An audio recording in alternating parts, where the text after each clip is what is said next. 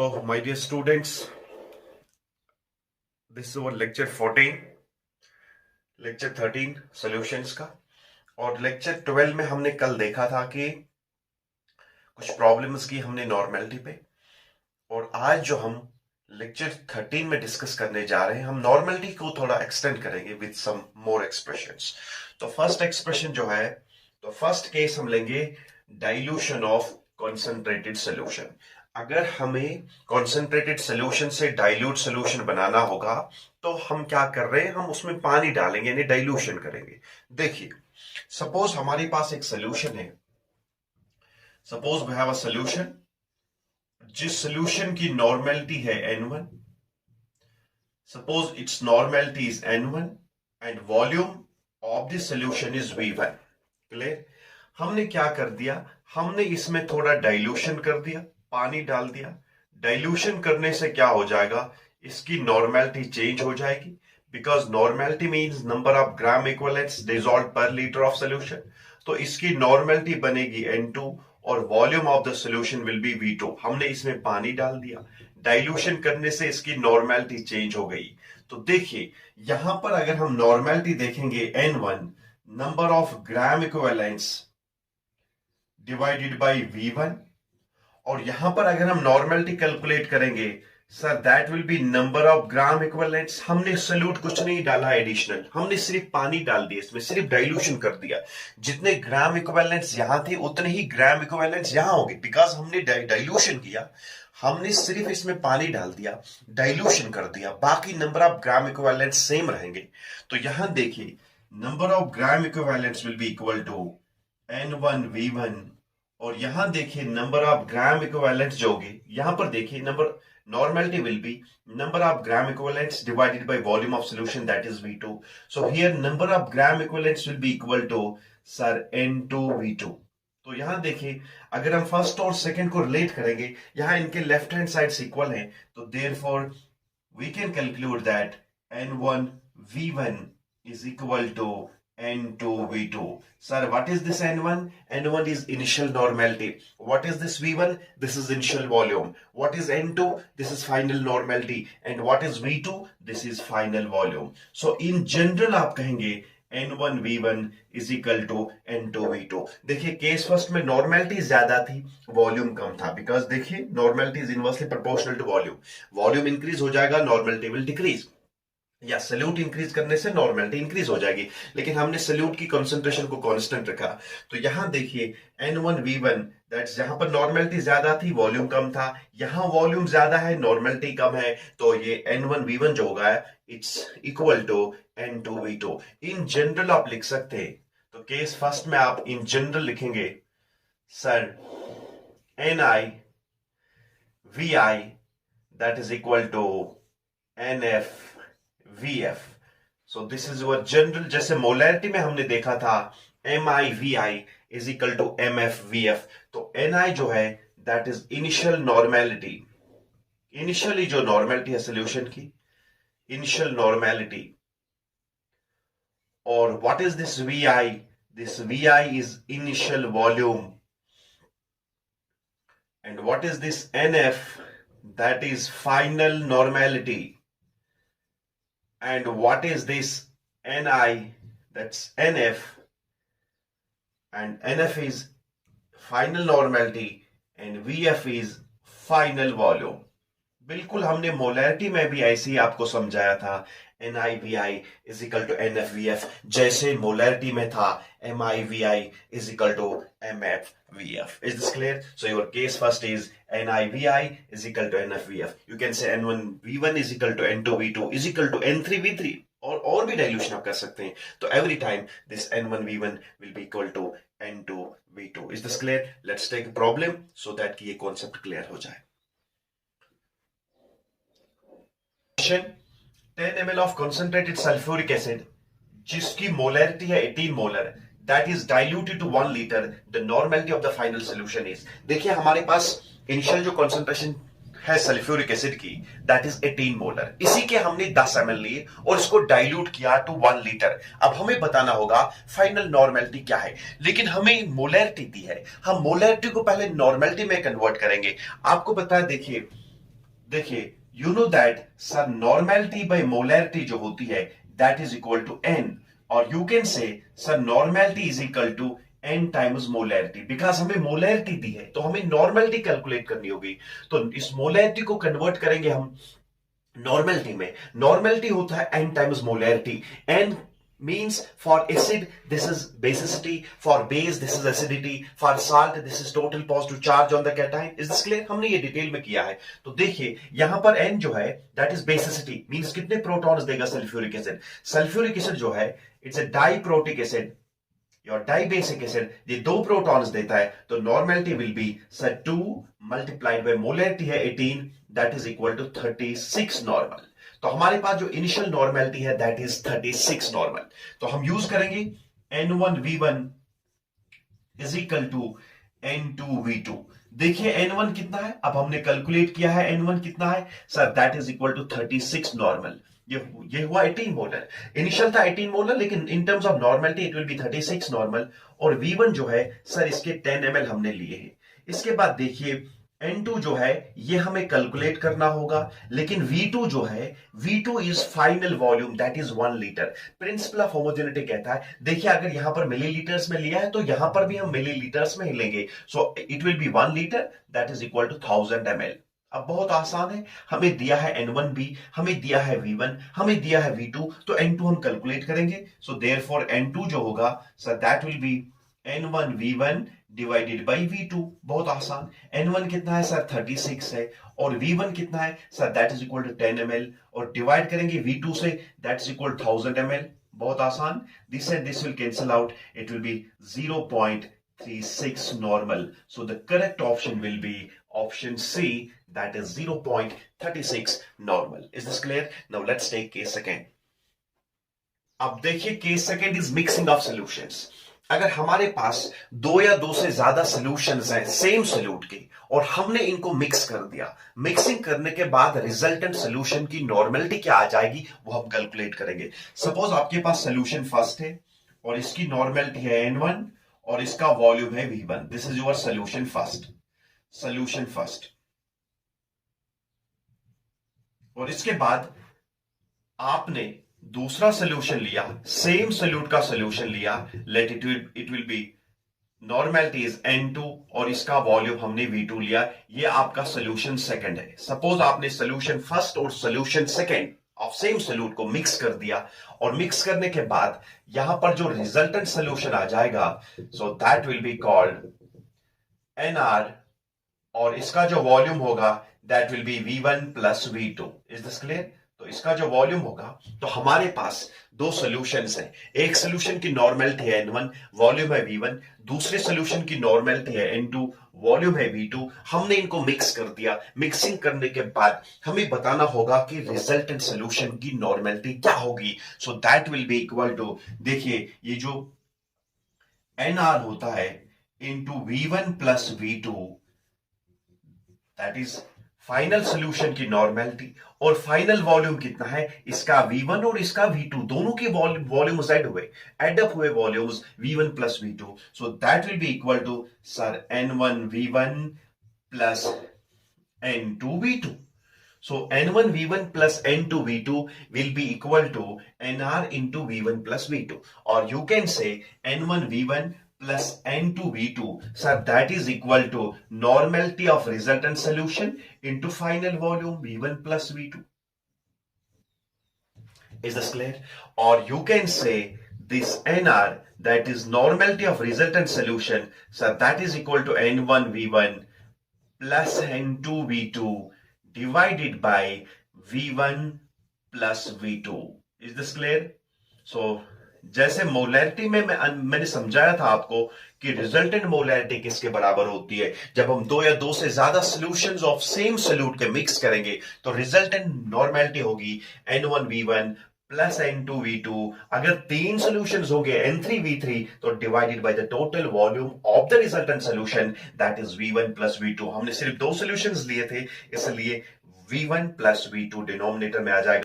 So this NR जो है it is normality of resultant solution। Is this clear? और ये NR जो है इट इज रिजल्टेंट सोल्यूशन की नॉर्मेलिटी कितनी है। Now let's take a question.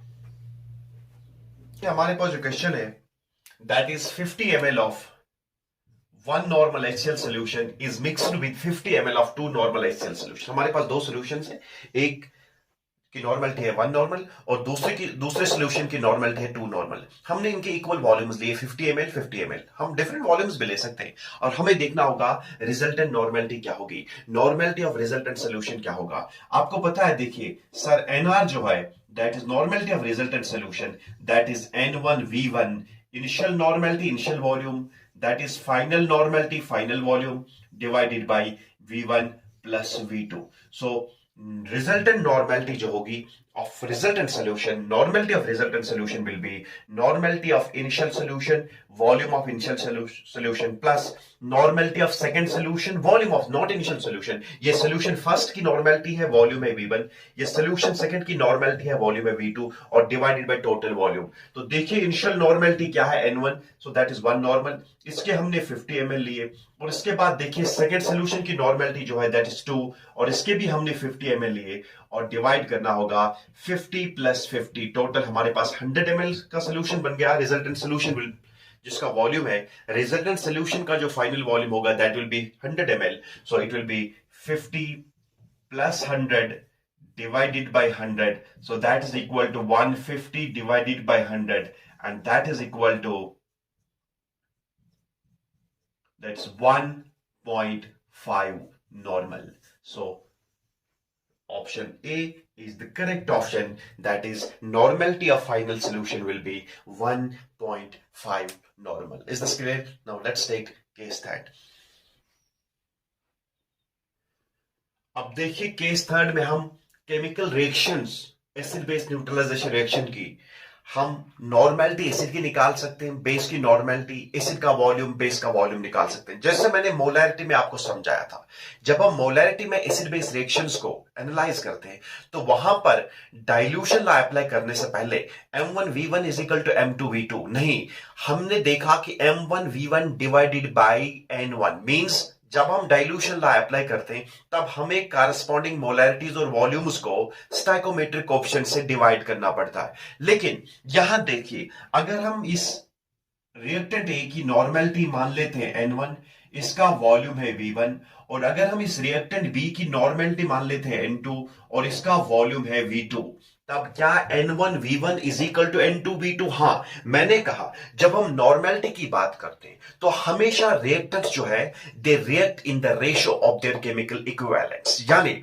ए का 1 ग्राम इक्विवेलेंट हमेशा बी के 1 ग्राम इक्विवेलेंट के साथ ही रिएक्ट करता है। हमने लेक्चर 10 में क्लियर किया था concept of equivalent mass, concept of gram equivalent और लॉ ऑफ इक्विवेलेंस, जिसको आप कहते हैं लॉ ऑफ इक्विवेलेंस कहता है कि हमेशा इसका 1 ग्राम इक्विवेलेंट इसके 1 ग्राम इक्विवेलेंट के साथ ही रिएक्ट करता है। अगर ये 2 ग्राम इक्विवेलेंट्स है तो ये भी 2 ग्राम इक्विवेलेंट्स होंगे, अगर ये 3 ग्राम इक्विवेलेंट्स है तो ये भी 3 ग्राम इक्विवेलेंट्स होंगे। तो हमेशा जब रिएक्टेंट्स रिएक्ट करते हैं they react in the ratio of their chemical equivalents, यानी इसका 1 ग्राम इक्विवेलेंट हमेशा इसके 1 ग्राम इक्विवेलेंट के साथ ही रिएक्ट करता है। इसलिए हमें यहां स्टोइकोमेट्रिक कोएफिशिएंट्स जरूरत नहीं है। We do not require stoichiometric coefficients when normality is taken into consideration, लेकिन when molarity is taken into consideration तब हमें स्टोइकोमेट्रिक कोएफिशिएंट्स की जरूरत पड़ती है। तो यहां पर हम क्या लिखेंगे, तो यहां पर हम डायरेक्टली लिख सकते हैं N1V1 is equal to N2V2। तो देखिए जब हम नॉर्मेलिटी यहां अप्लाई करते हैं तब नॉर्मेलिटी के लिए N1V1 is equal to N2V2 because they react in the ratio of their chemical equivalents। अगर यहां 1 ग्राम इक्विवेलेंट है इसका भी 1 ही होगा, तो इसलिए यहां स्टोइकोमेट्रिक कोएफिशिएंट्स की जरूरत नहीं पड़ती है। लेकिन अगर आप मोलैरिटी यूज करेंगे तो अगर आप डाइल्यूशन लॉ यहां पर अप्लाई करेंगे M1V1 is equal to M2V2 तब इसको डिवाइड करना होगा स्टोइकोमेट्रिक कोएफिशिएंट से। ये मैंने समझाया था मोलैरिटी में। तो मोलैरिटी में it has to be divided by the corresponding stoichiometric coefficient, but in case of normality we do not require this stoichiometric coefficient, we do not require this stoichiometric coefficient, rather N1V1 is equal to N2V2। is this clear? now let's take a question, clear हो जाएगा question से। now let's take a question। देखिए अब हमारे पास question है 100 ml of one normal H2SO4 is neutralized by 100 ml of NaOH solution. What is the normality of NaOH? हमारे पास दो solutions है, एसिड बेस रिएक्शन है। हमने सल्फ्यूरिक एसिड का वन नॉर्मल सॉल्यूशन लिया, इसके 100 ml, और हमने इसको मिक्स कर दिया, न्यूट्रलाइज कर दिया 100 ml of sodium hydroxide solution से। लेकिन हमें सोडियम हाइड्रोक्साइड की नॉर्मेलिटी पता नहीं है। हमने 100 ml लिए हैं, लेकिन कितने नॉर्मल लेने होंगे फॉर कंप्लीट न्यूट्रलाइजेशन के लिए। तो देखिए हम क्या क्या करेंगे। हम कहेंगे सर हमें डायरेक्टली नॉर्मेलिटी जब हम यूज करेंगे तब N1V1 is equal to N2V2 हम डाइल्यूशन अप्लाई करेंगे, N1V1 is equal to N2। Stoichiometric options की जरूरत नहीं पड़ती है, लेकिन मैं समझाऊंगा। देखिए अगर हम रिएक्शन लेंगे सर H2SO4 जो है H2SO4 it reacts with NaOH aqueous, ये दोनों के दोनों एक्वस है। It results in the formation of sodium sulphate और वाटर, एक साल्ट बनता और वाटर। तो देखिए सोडियम सल्फेट अगर हम इसको बैलेंस करेंगे, ये बैलेंस रिएक्शन है। अब यहां देखिए, यहां इसका स्टोइकोमेट्रिक कोएफिशिएंट है 2, इसका स्टोइकोमेट्रिक कोएफिशिएंट कुछ नहीं है, तो हम यहां पर 1 लिखेंगे। तो मींस यहां पर स्टोइको 2 मोल्स इसके 1 मोल इसका, लेकिन हमें स्टोइकोमेट्रिक कोएफिशिएंट से कोई लेना देना नहीं है, बिकॉज हम स्टोइकोमेट्रिक कोएफिशिएंट जो है स्टोइकोमेट्रिक कोएफिशिएंट्स को हम अवॉइड करते हैं नॉर्मेलिटी में। हमें स्टोइकोमेट्रिक कोएफिशिएंट्स की जरूरत पड़ती है मोलैरिटी में, लेकिन नॉर्मेलिटी में हम स्टोइकोमेट्रिक कोएफिशिएंट्स को यूज नहीं करेंगे, because the reactants react in the ratio of their chemical equivalents, जो हमने समझाया है लॉ ऑफ इक्विवेलेंस में। तो यहां देखिए इसकी नॉर्मेलिटी जो है N1 is equal to 1 normal, और इसके बाद V1 जो है इसका sir that is equal to 100 ml। लेकिन सोडियम हाइड्रोक्साइड का जो N2 है that we have to calculate, और V2 जो है sir it's V2 is all given that is 100 ml। अब यूज करेंगे हम N1V1, so therefore N1V1 जो है sir that is equal to N2V2। हमें N2 निकालना होगा, तो N2 जो होगा that will be equal to N1V1 divided by V2। N1 कितना है वो दिया है सर that is 1, V1 कितना है 100 है, और देखिए V2 कितना है ये भी 100 है। This and this will cancel out, so N2 will be equal to 1 normal। So the normality of NaOH solution should be 1 normal। So option B is the correct option। तो normality में आप stoichiometric chemical reaction को नहीं लिखेंगे, simply N1V1 is equal to dilution law को apply करेंगे, लेकिन molarity में केमिकल रिएक्शन लिखनी होगी, बिकॉज हमें स्टोइकोमेट्रिक ऑप्शंस की जरूरत पड़ती है। Is this clear? Now let's take case fourth. देखिए हमारे पास जो केस फोर्थ है that is volume of water added to get a solution of normality N2 from V1 ml of N1 normal solution. हमारे पास क्या है, हमारे पास एक इनिशियल सोल्यूशन है जिसकी नॉर्मेलिटी है N1 और इसका वॉल्यूम है V1। अब हमें इससे बनाना होगा नॉर्मेलिटी N2 नॉर्मल सोल्यूशन बनाना होगा। तो हम कैसे बनाएंगे, हम इसमें डाइल्यूशन करेंगे। अब हमें बताना होगा इसमें कितना पानी डालना होगा so as to get normality N2 solution. Is this clear? बहुत आसान है, हमने मोलैरिटी में भी इसको समझाया था। देखिए हम क्या करेंगे, सपोज हमारे पास एक सोल्यूशन है, इनिशियल सोल्यूशन है। इस इनिशियल सोल्यूशन की नॉर्मेलिटी जो है सर दैट इज N1, और इसका जो इनिशियल वॉल्यूम है that is V1। Is this clear? अब हमने इसको डाइल्यूट कर दिया, डाइल्यूशन कर दिया। डाइल्यूशन करने से सर इसमें क्या हुआ, इसमें हमने पानी डाल दिया, तो पानी डालने से इसकी नॉर्मेलिटी डिक्रीज हो जाएगी। सपोज इसकी नॉर्मेलिटी है N2, अब हमारे पास इसका वॉल्यूम कितना पानी डालना होगा so that we will get N2 normality sir that is equal to, एक तो इसका वॉल्यूम ऑलरेडी है V1, हमने ये सोल्यूशन ही लिया, इसका V1 ml लिया और ऊपर से पानी डाल दिया, that is VW, that is volume of water added. बहुत आसान है, एक तो इसका V1 ml है और इसी में हमने पानी डाल दिया, दैट इज V2, तब जाके हमें नॉर्मेलिटी N2 आती है। अब आपको पता है sir N1 V1 is equal to N2, that is V1 plus VW, that is dilution हम अप्लाई करेंगे यहां पर। तो you can say sir N1 V1 is equal to N2 V1 plus N2 VW। तो you can say sir N2 VW जो होगा that is VW is volume of water added, that will be equal to N1 V1 minus N2 V1। Is this clear? Or you can say VW volume of water added will be sir N1, देखिए यहां पर हम लेंगे N1 minus N2 और यहां पर हम common निकालेंगे V1 और डिवाइड करेंगे N2 से. So you can say therefore volume of water added जो होगा VW, volume of water that need to be added so as to get N2 normal solution from N1 V1 is equal to, that is N1 minus N2 divided by N2, और यहां पर multiply करेंगे हम initial volume V1 से. जैसे molarity में हमने ये निकाला था कितना वाटर हमें ऐड करना होगा, that is M1 minus M2 divided by M2 into V1. So this is the equation which you will remember so as to get volume of water added. So volume of water that need to be added is equal to N1 minus N2 divided by N2 into V1. Is this clear? Now let's take. देखिए हमारे पास जो question है, the volume of water to be added to 100 cubic centimeter of 0.5 normal H2SO4 to get the decinormal concentration is.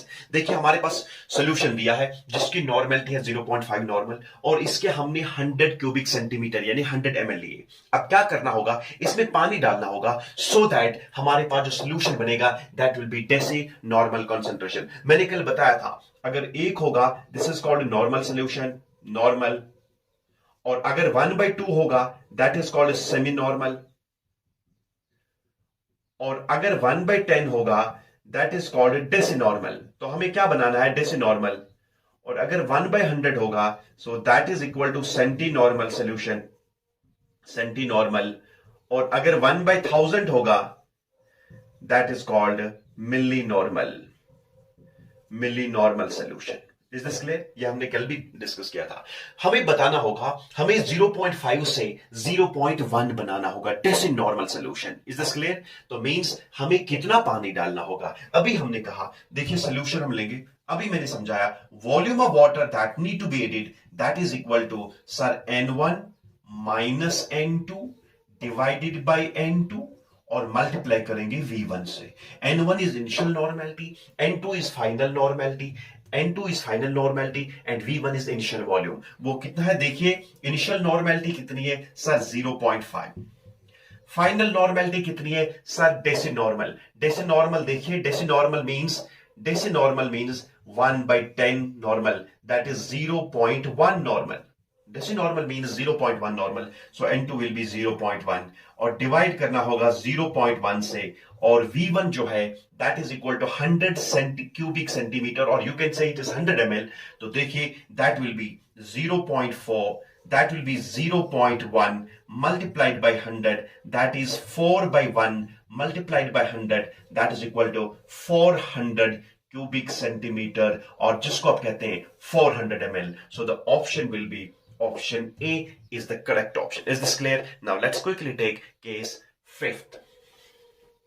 अब देखिए हमारे पास जो case 5th है, when VA ml of acid of normality Na is mixed with VB ml of base of normality NB. हमारे पास acid base neutralisation reaction है. हमने acid को लिया, हमने बेस को लिया, एसिड और बेस को मिक्स कर दिया, हमने न्यूट्रलाइजेशन कर दी. न्यूट्रलाइजेशन में साल्ट और वाटर बनता है. देखिए हमारे पास क्या है, हमने एसिड लिया, सपोज इसके VA-ml है, इसका वॉल्यूम है that is VA, volume of acid in ml, suppose 10 ml, 20, 30, 40, 50, whatever. Let in general we say हमने VA ml लिए किसके, एसिड के, और जिसकी नॉर्मेलिटी है Na, that's normality of acid. इसको हमने मिक्स कर दिया, न्यूट्रलाइज कर दिया, किसके साथ, VB ml of base, means base के VB ml लिए और जिसकी नॉर्मेलिटी है NB. तब देखिए केस फर्स्ट इसमें क्या आ जाएगा, सब केस फर्स्ट. देखिए फर्स्ट कंडीशन जो होती, कंडीशन फर्स्ट क्या है, देखिए कंडीशन फर्स्ट क्या है, कंडीशन फर्स्ट, अगर हमारे पास if NaVA that is normality of acid, volume of acid is equal to normality of base, volume of base, तब हमारे पास कंप्लीट न्यूट्रलाइजेशन होगी. तो हमारा सोल्यूशन न्यूट्रल होगा, ना एसिडिक होगा ना बेसिक होगा, बल्कि क्या होगा, न्यूट्रल. बिकॉज जितना एसिड का नॉर्मेलिटी और वॉल्यूम था उतना ही हमारे पास normality of base and volume of base, means हमारे पास कंप्लीट न्यूट्रलाइजेशन होगी. कंप्लीट न्यूट्रलाइजेशन इसको कहते हैं कंप्लीट न्यूट्रलाइजेशन. अगर कंप्लीट न्यूट्रलाइजेशन होगी तो हमारे पास सोल्यूशन विल बी न्यूट्रल. तो solution is neutral, solution is neutral. तो हमारे पास जो रिजल्टेंट मिक्सचर बनेगा that will be neutral in nature. Is this clear?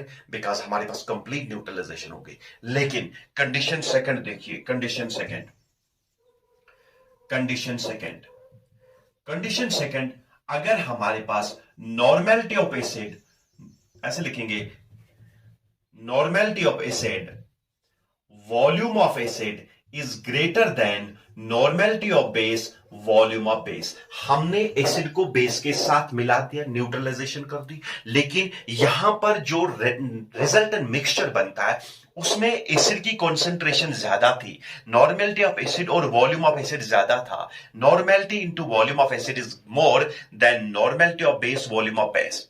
इसमें सपोज सपोज एसिड ने, कुछ अमाउंट ऑफ एसिड ने बेस को कंप्लीटली न्यूट्रलाइज कर दिया, लेकिन इसके बाद हमने और एसिड डाल दिया, तो मींस हमारे पास जो रिजल्टेंट मिक्सचर होगा that will be acidic in nature. तो रिजल्टेंट मिक्सचर जो होगा it will be acidic mixture, acidic mixture बन जाएगा।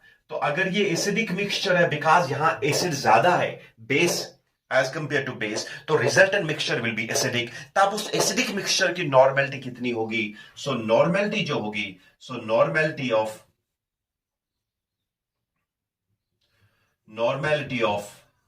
acidic mixture will be, that is NaVa minus NbVb divided by Va plus Vb। ये आपको याद रखना होगा, that is equal to NaVa minus NbVb divided by plus Va plus Vb। पहले acid base को completely neutralise करेगा, इसके बाद जो एडिशनल एसिड है वो वही मिक्सचर में रहेगा, तो मिक्सचर का जो नेचर होगा that will be acidic in nature. तो उस एसिडिक मिक्सचर की नॉर्मेलिटी अगर निकालनी होगी sir, that is normality of acid volume of acid minus normality of base volume of base divided by volume of acid plus volume of base. Is this clear? देखिए इसमें हम question करेंगे और इसके बाद देखिए हम जाएंगे कंडीशन थर्ड पे। क्लियर? नाउ लेट्स से नहीं, कंडीशन थर्ड लेंगे, इसके बाद दोनों पे क्वेश्चंस करेंगे अलग अलग। देखिए कंडीशन थर्ड, कंडीशन थर्ड देखिए ये भी हो सकता है कभी कभार, if normality of base, volume of base is greater than normality of acid, volume of acid. हमने पहले एसिड बेस न्यूट्रलाइजेशन की, बेस ने हमारे एसिड को कंप्लीटली न्यूट्रलाइज कर दिया, लेकिन इसके बाद जो एडिशनल बेस है वो इस मिक्सचर का बेसिक नेचर देगा। This clear? PH will be more than 7। तो उस वक्त जो होगी नॉर्मल, तो हमारे पास यहां पर जो होगा it will B basic mixture, basic mixture. तो रिजल्टेंट मिक्सचर जो होगा दैट विल बी बेसिक, और उस रिजल्टेंट मिक्सचर की हम नॉर्मेलिटी कैसे निकालेंगे? सो नॉर्मेलिटी ऑफ बेसिक मिक्सचर जो होगा, तो रिजल्टेंट सोल्यूशन की जो नॉर्मेलिटी होगी sir that will B NbVb minus NaVa sir divided by Va plus Vb। देखिए क्विकली हम इस पे क्वेश्चंस करेंगे, आपको क्लियर हो जाएगा। तो मींस उस वक्त जो बेसिक मिक्सचर की नॉर्मेलिटी होगी that will B, normality of that basic mixture will B NbVb minus NaVa divided by Va plus Vb। Is this clear? Now let's take questions on both these conditions. That's condition second and condition third। अब देखिए हमारे पास जो condition second का question है, जो हमने acidic mixture की रिजल्टेंट मिक्सचर का जो नॉर्मेलिटी निकाली थी। अब देखिए हमारे पास जो क्वेश्चन है 100 ml ऑफ 0.5 नॉर्मल, हमारे पास 0.5 नॉर्मल HCl सोल्यूशन है, इसको हमने मिक्स कर दिया 100 ml of 0.4 normal NaOH solution के साथ। मींस यहां देखिए एसिड की नॉर्मेलिटी ज्यादा है एज कंपेयर टू बेस, तो पहले एसिड जो है ये कंप्लीटली बेस को न्यूट्रलाइज करेगा, इसके बाद जो एडिशनल एसिड है वो मिक्सचर में चला जाएगा, तो उस मिक्सचर का जो नेचर होगा दैट विल बी एसिडिक। तो हमारे पास नॉर्मेलिटी जो होगी रिजल्टेंट मिक्सचर की, तो resultant mixture is acidic mixture now because acid is more as compared to base। Normality of acid is 0.5, normality of base is 0.9, 0.5, 0.4, it is 0.5। So अभी आपने देखा सर नॉर्मेलिटी जो होती है एसिडिक मिक्सचर की, जो नॉर्मेलिटी होती है, normality of acidic mixture sir that is equal to NaVa minus NbVb divided by Va plus Vb। ये हमने अभी देखा। तो Na जो होगा that's normality of acid, that is equal to 0.5। Volume of acid is how much? 100 ml। यहां देखिए normality of base is 0.4, volume of base is 100, और डिवाइड करना होगा total volume of the mixture that is 100 plus 100, that will be equal to 100 plus 100। So that is equal to, देखिए 100 का half that will B 50, और यहां देखिए minus it will be 40 divided by 200, so that is equal to 10 divided by 200, so that is equal to 0.05 normal. तो हमें जो resultant acidic mixture की normality आ जाएगी that will be 0.05 normal. Is this clear? Now let's take one more question. अब देखिए हमारे पास question है 50 ml of 0.1 normal HCl solution is mixed with 50 ml of 0.3 normal NaOH solution. The normality of the resultant solution is। देखिए हमारे पास दो solutions हैं, acid और base. यहां हमें न्यूट्रलाइजेशन करनी है, एसिड को बेस के साथ रिएक्ट करना है, लेकिन एसिड की नॉर्मलिटी है 0.1 और बेस की नॉर्मलिटी है 0.3, मींस बेस ज्यादा स्ट्रांग है एज कंपेयर टू एसिड। तो यहां पर जो रिजल्टेंट मिक्सचर होगा that will B basic in nature. तो आपने अभी देखा नॉर्मलिटी ऑफ बेसिक मिक्सचर जो होती है, normality of basic mixture sir that is equal to NbVb minus NaVa divided by Va plus Vb। देखिए normality of base is 0.3, volume of base is 50, normality of acid is 0.1, volume of acid is 50। अब देखिए total volume जो होगा Va plus Vb that is 50 plus 50, so that will be equal to 15 minus that is equal to 5 divided by 100, that is equal to 10 by 100, that is equal to 0.1 normal. तो हमारे पास जो जो basic mixture बनता है उसकी normality होगी 0.1 normal. पहले इसे बेस को न्यूट्रलाइज करेगा, इसके बाद जो एडिशनल बेस है वो हमारे इस मिक्सचर को बेसिक बनाएगा और उस बेसिक मिक्सचर की नॉर्मलिटी होगी NbVb minus NaVa divided by Na plus Va plus Vb, so that will be equal to 0.1 normal. Is this clear? इसके बाद हम जो लेक्चर 14 में जब हम सॉल्यूशंस का लेक्चर 14 लेंगे उसमें हम समझाएंगे और एक concentration term that is called molality. Is this clear? इसके बाद मोलैरिटी और मोलैलिटी के बीच में भी रिलेशन निकालेंगे और इन एडिशन टू दैट हमने और एक कंसंट्रेशन टर्म बताई थी दैट इज फॉर्मेलिटी। मैंने कहा फॉर्मेलिटी और मोलैरिटी बिल्कुल सेम है, कोई फर्क नहीं है, मोलैरिटी एंड फॉर्मेलिटी सेम। हाँ फॉर्मेलिटी हम यूजुअली आयनिक कंपाउंड्स में यूज करते हैं, number of gram formula units dissolve per litre of solution. Gram formula units जो होते हैं वो बिल्कुल सेम होता है number of moles। Is this clear? जैसे number of moles dissolved per liter of solution, in the same way number of gram formula units dissolved per liter of solution is called formality। formality और molarity बिल्कुल same है, तो इसलिए हम formality को ज्यादा use नहीं करेंगे because it is same as molarity। So in our lecture 14 we will be discussing molality और इसके बाद molality के बाद हम mole fraction complete करेंगे और इनके बाद इनके बीच में relations निकालेंगे और problems करेंगे और इसके बाद जाएंगे हम that is solution of gases and liquids जिसमें हमें हेनरीज लॉ पढ़ना होगा। Thank you very much.